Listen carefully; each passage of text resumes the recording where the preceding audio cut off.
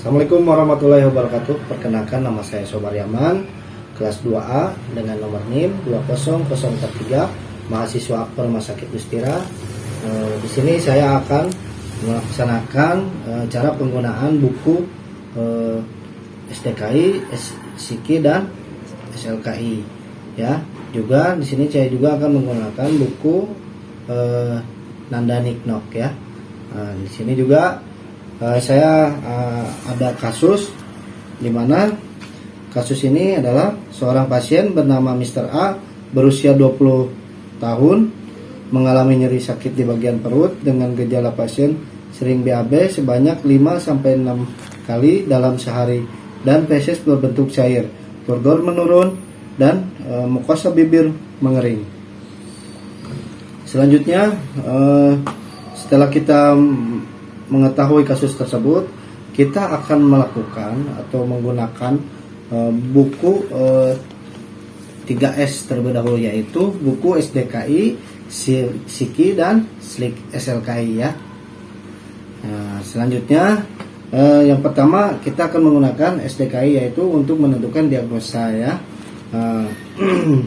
Dalam penggunaan diagnosa buku diagnosa ini, yang pertama di sini udah kita lihat bahwa kasusnya ini kita cari di problem diare ya. Nah, di sini ada daftar isi.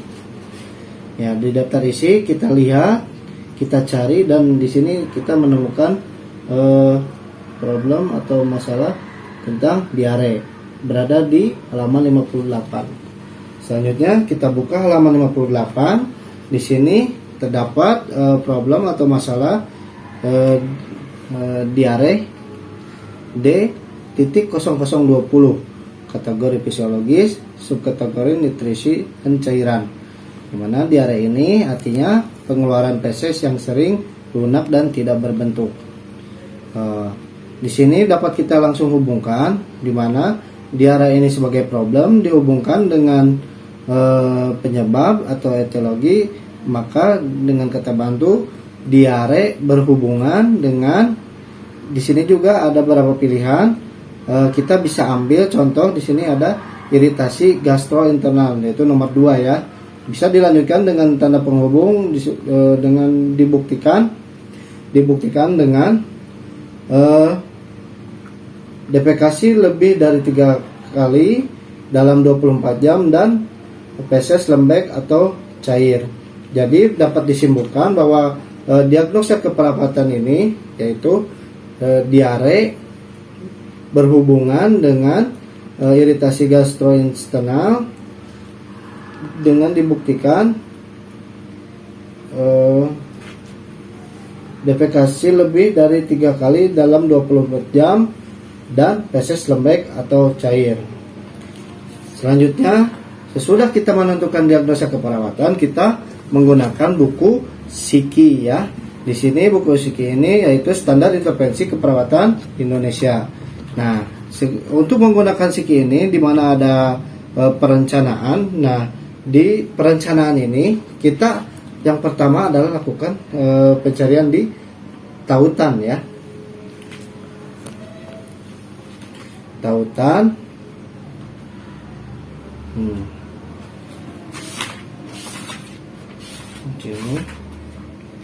Nah, di sini terdapat daftar tautan SDKI atau SIKI ya. Nah, diare ini berarti berada di halaman 455 ya. Nah, di sini kita buka 455.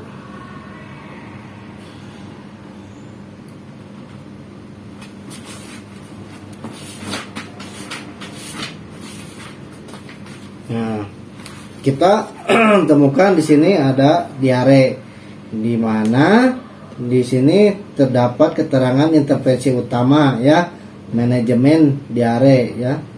Di sini berarti kita kembali untuk mencari manajemen diare ya. Buku daftar manajemen diare kita cari di daftar isi ya.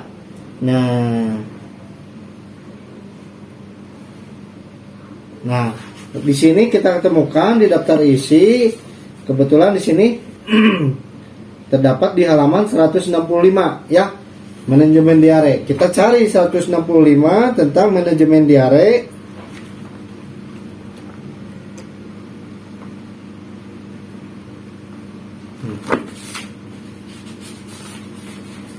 Baik. Nah, di sini manajemen diare I.03.101 definisi, mengidentifikasi dan mengelola diare dan dampaknya. Di sini dalam penggunaan intervensi ini kita lakukan OTEK ya, yaitu observasi, terapeutik, edukasi dan kolaborasi. Di sini kita cari di mana observasinya, kita cari identifikasi penyebab diare, misal inflamasi gastrointestinal, iritasi gastrointestinal, proses infeksi, malabsorpsi, ansietas, stres, efek obat-obatan, pemberian botol susu. Selanjutnya di sini kita cari kembali yang disesuaikan, monitor jumlah pengeluaran diare ya. Selanjutnya kita monitor keamanan penyiapan makanan ya. Terus monitor warna, volume, frekuensi dan konsistensi tinja. Nah, selanjutnya kita melanjutkan ke terapeutik ya. Nah, di sini di dalam terapeutik berikan asupan cairan oral, misalnya larutan garam gula, oralit, pedialit, realit, renalit, pasang. Yang selanjutnya pasang jalur intravena atau infus. Yang selanjutnya berikan cairan intravena, misalnya ringan asetat, ringan laktat jika perlu ya. Lalu ambil sampel darah untuk pemeriksaan darah lengkap dan elektrolit. Selanjutnya ambil sampel feses untuk kultur jika perlu. Selanjutnya kita menuju ke edukasi ya. Edukasi, anjurkan makanan porsi kecil dan sering lakukan secara bertahap. Lalu anjurkan menghindari makanan berbentuk gas, pedas dan menggunakan laktosa. Selanjutnya kita berlanjut ke kolaborasi ya. Kolaborasi, pemberian obat antimotilitas, misal loperamid atau dipenoksilat. Kolaborasi pemberian obat antipasmodik atau spasmolitik, misal papaperin, estabeladona, mabeperin. Kolaborasi pemberian obat pengeras feses, misal atapulgit, semektit, kolinpektin ya. Sesudah melakukan intervensi atau perencanaan dalam keperawatan Indonesia, kita lakukan tujuan. Di mana tujuan ini kita lakukan menggunakan dengan buku standar luaran keperawatan Indonesia atau SLKI ya. Di mana SLKI ini kita lakukan dari belakang dulu, kita cari karena kita berhubungan dengan diare, berarti kita cari huruf D ya. Nah, kita cari di sini kebetulan ada. Nah, luaran utama di sini timbul atau nampak eliminasi fekal ya. Berarti kita cari nih. Nih udah cari seperti ini, kita kembali ke daftar isi ya. Nah, di sini ada 156. Berarti kita cari 156.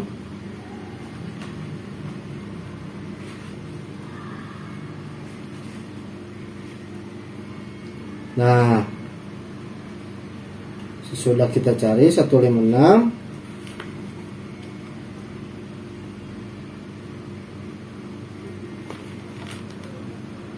ini masih kosong. Kita cari eliminasi PK. Nah, di sini ada di halaman 23 eliminasi PK ya. Nah, eliminasi PK.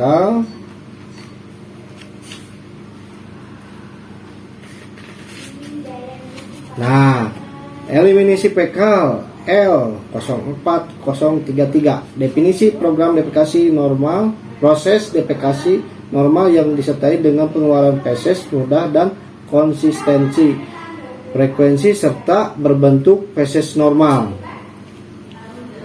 Nah, di sini posisinya kita dapat melihat kriteria hasil ya, yang mana tujuannya yang pertama dalam skala yang pertama itu kita lakukan yang tujuan untuk kontrol pengeluaran feses dengan skala cukup menurun. Kriteria hasil yang akan dituju yaitu cukup meningkat, berada di angka 4 ya. Tadinya cukup menurun itu di angka 2, sasarannya adalah ke angka 4 ya, cukup meningkat. Selanjutnya keluhan defekasi lama dan sulit, tadinya nilainya cukup meningkat ya. Nah, di sini kriteria hasil yang dituju yaitu skala cukup menurun ya, berada di angka 4 ya. Nah, selanjutnya konsistensi feses, frekuensi defekasi peristatik usus.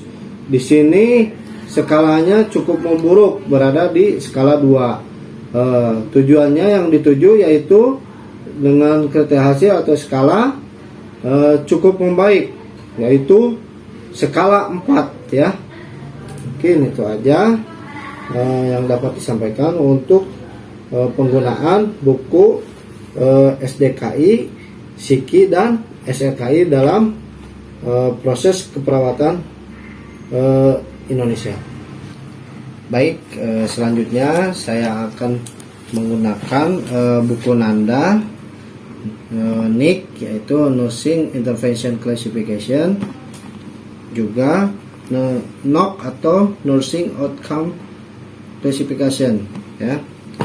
Di sini juga ada sebuah kasus di mana saya bacakan, seorang pasien bernama Tuan A berusia 30 tahun mengalami nyeri akut dengan gejala pasien sering kesulitan dalam tidur dan pasien sering mengalami kelelahan, meringis, dan pasien merasa mengalami gelisah. Baik, setelah membaca kasus tersebut kita lakukan penentuan diagnosa keperawatan dengan menggunakan buku Nanda ini ya. Nah, baik, selanjutnya kita lihat ke daftar isi ya. Dilihat dari kasus tadi bahwa ini bisa kita cari untuk perasaan nyaman atau disambungkan dengan nyeri akut ya. Nah, di sini kita cari halaman berapa? Yaitu halaman 445 ya. Jadi bagian kelas 1 ya. Nah, kita buka. Di sini tampak sekali domain 12 kelas 1 kode diagnosis 00132, yaitu nyeri akut sebagai titik permasalahan atau problem. Nah, di sini kita lihat nyeri akut, kita sambungkan dengan data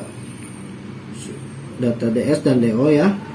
Di sini kita nyeri akut ditandai atau dibuktikan dengan perilaku distraksi, ekspresi wajah nyeri atau putus asa ya, berhubungan dengan atau etiologi, yaitu agen cedera biologis ya. Setelah kita tentukan bahwa diagnosa keperawatan tadi sesuai dengan kasusnya, nyeri akut dibuktikan dengan perilaku distraksi, ekspresi wajah nyeri, putus asa, faktor yang berhubungan dengan agen cedera biologis. Selanjutnya, setelah kita tentukan diagnosa keperawatan, kita lakukan intervensi dengan menggunakan buku NIC ya. Nah, di sini kita cari di daftar isi ya. Cari. Nah, di sini kita cari di nyeri akut ya, berada di halaman 559. Kita cari 559. Nah, di sini sangat jelas sekali nyeri akut ya. Definisi pengalaman sensori emosional yang tidak menyenangkan atau muncul akibat kerusakan jaringan yang aktual dan potensial dan dikembangkan dalam hal kerusakan sedemikian rupa. International Association for the Study of Pain.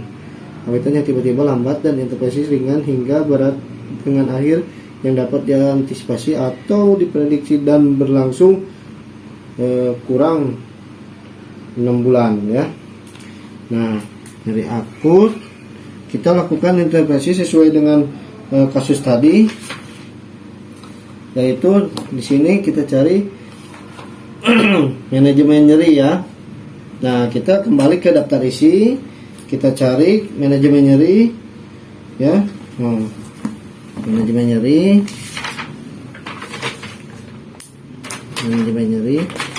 kita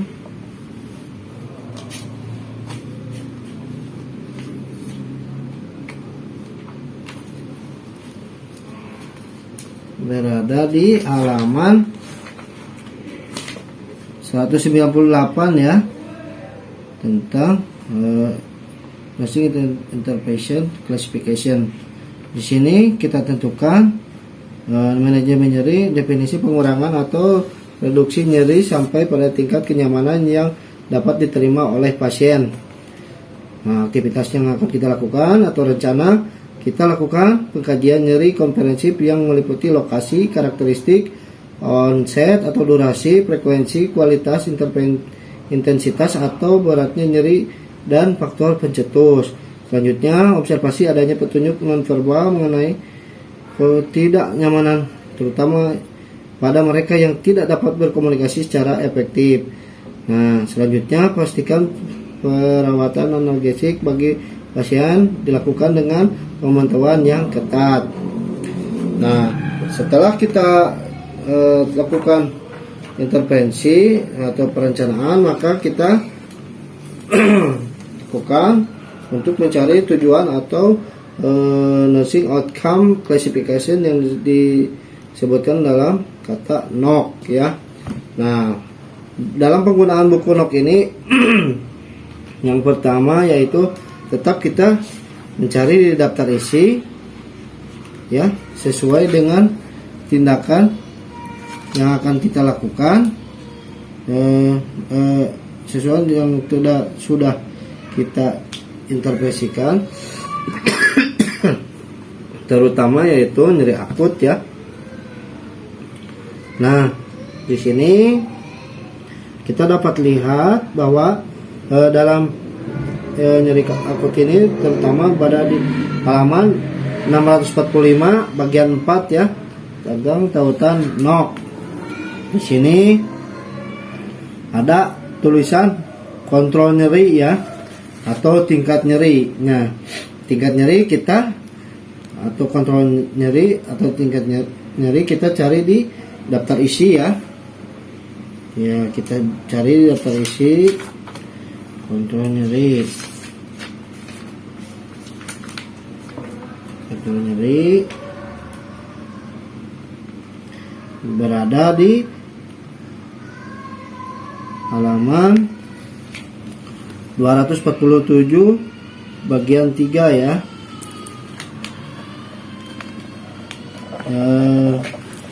Di sini kontrol nyeri itu berada di halaman 1605 ya. Nah, di sini tujuan yang kita harapkan terutama yang akan kita tuju yaitu mengenali kapan nyeri terjadi ya. Di sini skalanya 2, tapi kriteria hasil yang akan kita tuju yaitu berada di skala 4 ya. Selanjutnya kita akan melanjutkan dengan menggunakan jurnal harian untuk memonitor gejala dari waktu ke waktu ya. Yang tadinya skalanya 2, kita dengan kriteria hasil atau tujuan supaya menjadi 4 ya, yaitu sering menunjukkan ya. Selanjutnya menggunakan tindakan pencegahan. Nah, tindakan pencegahan ini kriterianya skalanya 2 ya, atau jarang menunjukkan. Nah di sini kita tujuannya yang skala yang harus dicapai 4, yaitu sering menunjukkan ya. Selanjutnya menggunakan analgesik yang direkomendasikan. Di sini skalanya 2, yaitu jarang menunjukkan ya. Tapi dengan kriteria hasil atau tujuan harus mencapai skala 4 ya.